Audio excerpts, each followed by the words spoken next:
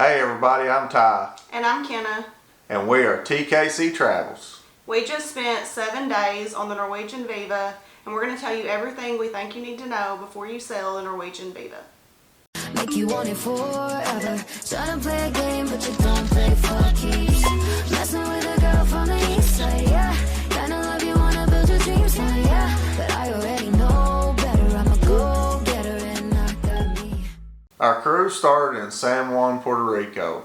We arrived 2 days early and we stayed at the Casablanca Hotel in Old San Juan. It was located on Fortaleza Street, right in the heart of the city. It was walking distance to both forts and Umbrella Street and all of the sites we wanted to see.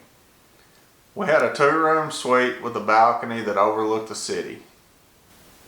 The ship sailed out of the Pan American Pier. There wasn't a shuttle provided by the hotel, but it was a short 10-minute override. Our check-in time wasn't until 11:30. We got there about 11:15, was greeted by the most friendliest staff, went straight to the check-in counter. We was in and out of there and on the ship in 10 minutes. Once we got on board, we took our bags to the main dining room. That's one thing we love about Norwegian. The rooms are not going to be ready when you get on board. Usually they're ready around 1:30, but they always have a venue open that you can go drop your bags off at. There'll be a staff member there to supervise. They take the bags, write down your room number, tag them, and then you can just go back later and pick them up. Once we dropped off our bags, we went and found one of the touch screens. There's touch screens located around all the elevators. At the touch screens, that's where you can make reservations for your shows and your dining. We had pre-booked all that before we got on a ship, but the one thing we hadn't booked was our go-karts. It can be kind of annoying on Norwegian to have to make reservations for almost everything, but I feel like things like the go-karts would have ridiculously long lines at all times if reservations were not required. Next, we made our way to the Indulge Food Hall. The Indulge Food Hall is a new concept on the Prima class ships. It's got a bunch of small food trucks, different locations for all different kinds of food. You can sit anywhere you want to. At the tables there's iPads, and then once you order from the iPad you can order from all the stations and it will be delivered to your table. We were surprised that we were able to walk right in and get a table at Indulge with no wait. We expected this to be a super busy area of the ship and hard to get into, but that did not seem to be the case all week on our sailing. We ate breakfast there several days, and we even ate dinner there one night with no wait. For some reason that continued to be the case all week, at least on our sailing. I guess people tended to gravitate towards the buffet. We were told that one morning at breakfast that there were so many people in the buffet that they had to temporarily stop letting people in.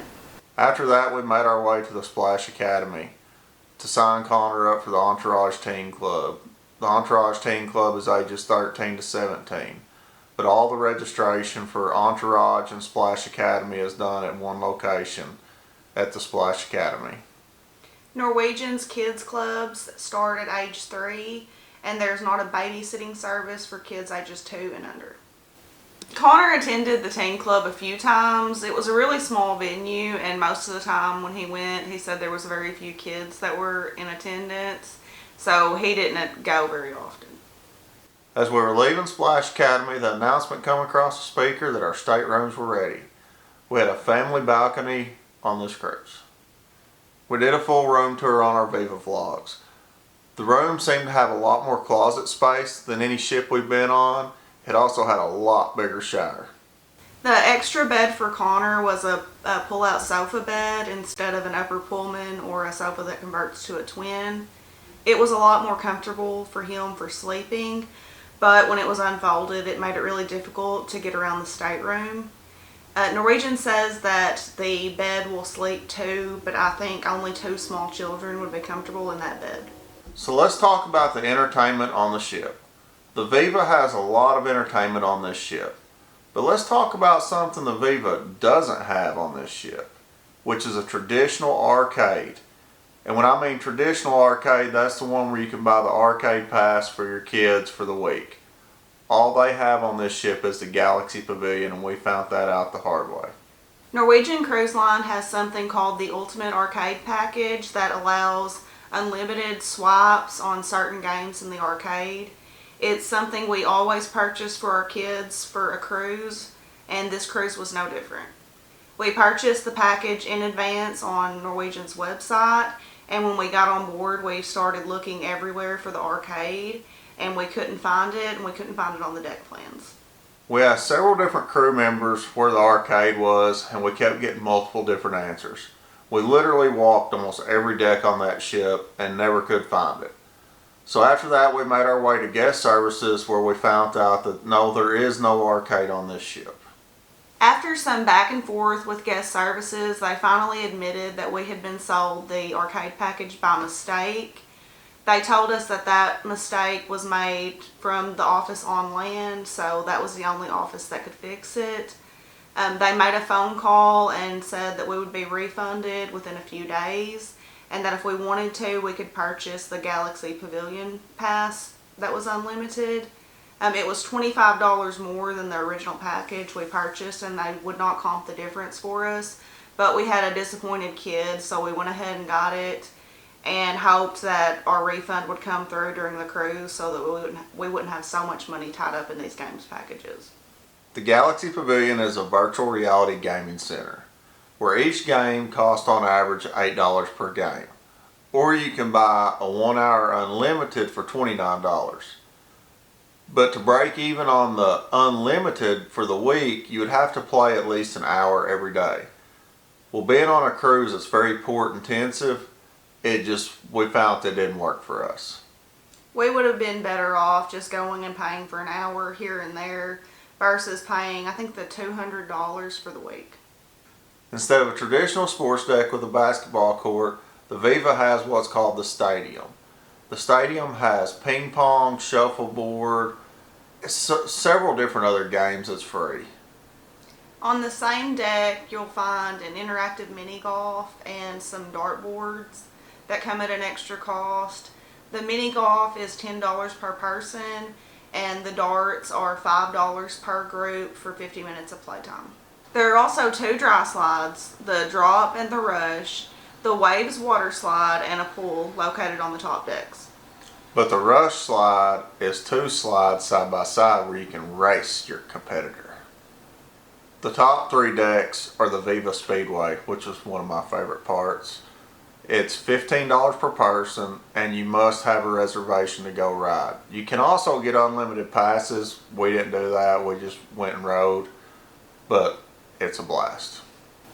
If you go down to deck 8 on what is traditionally the waterfront on Norwegian ships, you'll find infinity pools, loungers, and bars. The waterfront is our favorite place to hang out on any Norwegian ship, but the Norwegian Viva takes this concept to a whole new level. Inside on decks 6, 7, and 8 is where all the other onboard entertainment is. The Viva Theater holds the show The Icons and Beetlejuice earlier in the night. Then after that, the theater transforms into the nightclub. We stayed after a comedy show one night to watch the transformation happen. It was really cool to see. It left a big open dance floor, but there was no real seating on the main floor. You had to go up to the upper levels. And for us, it took away the lounge feel of a traditional nightclub. We were able to see the theater production The Icons. We weren't expecting much since it's just a vocal performance, but let me say, Norwegian really puts in with their cast, and the vocals in the show are very excellent. They also had a live performance of the game show Press Your Luck. That was a lot of fun. If you want to be a participant on stage in the show, then check the Freestyle Daily on the first day of the cruise because they do host auditions. Norwegian is known for its Broadway shows. On this ship, it was Beetlejuice. Well, we didn't get to see it. One of the cast members got injured and they had to cancel the show. We had gone back and forth on whether or not we were going to let Connor watch Beetlejuice. We had heard multiple reviews that said the show wasn't kid-friendly, but we had ultimately decided that we were going to let him see it because he's seen the movie and he's also watches other PG-13 movies. So we're curious if you have seen Beetlejuice live on this ship or on land. Leave a comment below and let us know what age you think is an appropriate one to see this show. As a side note, when Beetlejuice was canceled, they scheduled some extra comedy shows in the main theater, but they were R-rated 18+ shows, and that obviously didn't work as an option for families, and to my knowledge, they did not schedule any more family activities. They also scheduled a Beatles tribute with one of the bands that were on the ship. First few songs were Beatles songs, then after that they weren't. We just ended up getting up and walking out. I honestly wish they hadn't have even done that. There are always events going on in the atrium. There's usually music playing somewhere, there's trivia, arts and crafts, onboard shops, of course a casino, and the spa. The spa on the Viva is the most expansive and unique spa that we've ever seen on a ship or on land. It had so many treatment rooms, and most of them were unique and new concepts. I got a 75-minute deep tissue massage. It was $295. That was with our Latitudes rewards plus the gratuity. Now it was something different. It was on a bed unlike I've ever seen on a cruise ship. The bed was basically sand. They laid a sheet over the sand molded to your body. It was heated. It was really nice. It was a totally different experience. We didn't get a thermal suite pass on this cruise, but we did get to tour it. The Viva takes the thermal suite concept to a whole new level. It has a steam room, a salt room, an ice room, an infrared sauna, and the first charcoal sauna at sea. It also has a vitality pool and a flotation salt pool. Now let's talk about my favorite part of the ship, the food. The included options are the Surfside Cafe, which is the buffet. It is available for breakfast, lunch, and dinner. You also have Indulge Food Hall, which offers a buffet-style breakfast and table service for lunch and dinner, and the local bar and grill, which is a sit-down pub with a fixed menu for breakfast, lunch, and dinner, and it's open late for late night snacks. There are also two main dining rooms on the ship. Hudson's, which is more casual, and the Commodore room, which is more upscale and fancy. But they both offer the same menu. You can also find light snacks in the morning and afternoon in the observation lounge. If you really want to get the full experience of dining on the Norwegian Viva, you need to book one or two of the extra cost restaurants. The food and the service is phenomenal. It's so upscale, it's out of this world. If you book your cruise using the Free at Sea promotion, you usually get some amount of dining credits included in your rate. Typically, for an interior room, it's 1 dining credit per person, or a balcony room or above is 2 credits per person, and that is going to be just for the first 2 people on the reservation. You can always purchase additional dining credits, or you can go into any of the restaurants and just pay a la carte. Because we were in a balcony room on this sailing, we had 2 dining credits. We also chose to upgrade our package to the Free at Sea Plus package on this sailing, and that gave us an additional 2 dining credits for a total of 4. We used our first dining credit at the Italian restaurant Onda by Scarpetta. If I had to choose a favorite meal on this cruise, it would be this one. Everything was cooked perfectly. The pasta was perfectly al dente. Our fillets were seasoned and cooked perfectly. Even the bread service was great. They had a bread that had meat and cheese baked into it. They even had pizza on the menu. We didn't have any of it, but we saw several people around us getting it, and it looked amazing. This is probably the one restaurant on the ship that could satisfy even the pickiest eater. Palomar is where you're going to find the best and most extensive seafood menu on the ship. We tried the Dover sole and the sea bass, and both were great, but the highlight of the meal was the grilled octopus appetizer. Even if you aren't an adventurous eater, I would recommend you give it a try. It's not what you would expect. It actually tastes like lobster. The third restaurant we tried was Cagney's. Cagney's is the signature steakhouse that's on most Norwegian ships. While most of the dining venues offer some cut of steak, Cagney's offers the largest variety and most options. It also has the most options for traditional American sides, such as baked potato, fries, and onion rings. Definitely don't skip dessert at this restaurant. The OMG caramel butterscotch cheesecake definitely lives up to its name. We used our last dining credits at Food Republic. This is a unique venue that you can order dishes from all around the world. You'll find items like sushi, Korean barbecue, Mexican dishes, items from Thailand, and lots more. Each dining credit gives you the option to choose 4 items from the menu, and sharing is encouraged. We had purchased Connor a 3-meal dining plan for this cruise that he had used at the other 3 restaurants, but we were able to all 3 dine at Food Republic using just mine and Ty's 2 remaining dining credits. We ordered 8 items off the menu and we shared everything. The other extra charge options on the Viva are Hasuki, the Japanese hibachi, La Bistro, which is the French restaurant, Los Lobos, the Mexican restaurant, and Nama Sushi and Sashimi. We also ate a couple of sushi rolls at the sushi restaurant. We didn't use any dining credits there. We just paid a la carte because it was a lot cheaper and we didn't want to waste any of our credits. You can also order room service to your cabin for an extra charge. The cost is $4.95 for breakfast or $9.95 for lunch and dinner, plus gratuity. This is a flat rate fee and you can order as many items as you like. We did order breakfast a couple of mornings just because we had early port days and didn't want to go try to fight the lines at the buffet or anywhere around the ship. Okay, so final thoughts? The ship is very beautiful. I will say we heard lots of pros and cons about the ship before we went on it. Now I can see why everybody has their own opinions about this ship. The ship is very modern and sleek and upscale. It does come at an expense of a lack of character, I guess, in some of the venues. For example, the whiskey bar, it looks like a generic hotel lobby bar. The only thing that says whiskey about it is the sign hanging above it. Unlike on the older ships, they have the Maltings whiskey bar that's themed. The one thing I looked most forward to on this ship was the outdoor activities. The stadium, the tea time, the dry slides, the racetrack. They are what makes this ship a totally different ship. Yeah, it would be nice if a lot of the activities were free, but at the same time, if they were, you'd be standing in line waiting forever. The spa on this ship is also very impressive. It's on a whole nother level.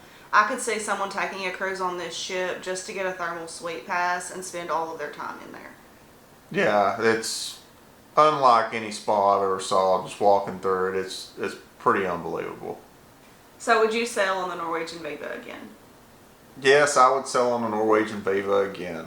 I do see why people had their own opinions. Yes, venues are small, but the ship is a very nice ship. Could have been laid out a little different, but definitely would do it again. If I had to compare the ship though to like the Encore, yeah, I'm going to pick the Encore over the Viva. But would definitely do the Viva again. Probably wouldn't fly to San Juan for that particular ship. But all in all, it's a great concept. They need to make a few changes, which I've heard that the Aqua is going to have some of the changes made that I think will be better than the Viva and the Prima. So, with that being said, that I would cruise on the Norwegian Viva again. Would you cruise on the Viva? I would definitely cruise on the Viva again, and next time I would like to spend a lot more time on the ship. The Southern Caribbean itinerary we did was amazing, but being in port every day, we really didn't have the time that I wanted to explore the ship. So if I ever sailed on this ship again, it would be a much more relaxing cruise, and I would definitely get a thermal suite pass. One thing that I would like to add about the Viva, if you're used to sailing on like the Encore, the breakaway class ships, the layout on the Prima class ship is totally different, and it did take several days. Like she said, I would really like to stay on the ship a lot more and have time to experience the ship for itself. I totally agree, and if you have trouble navigating the ship, just remember that those touchscreens next to the elevator are going to be your friends. You can go to them and you can map out the location you want to go to. You can easily pull up a ship map. They really make navigating the ship very easy. If you liked our video, be sure to give it a thumbs up and please subscribe to our channel. Check out our Viva vlogs. They'll be linked at the end of the video. And if you have any questions about the Norwegian Viva, leave them in the comments below and we'll do our best to answer them. So follow us along. We've got more trips planned and we'll see where we end up at in the world.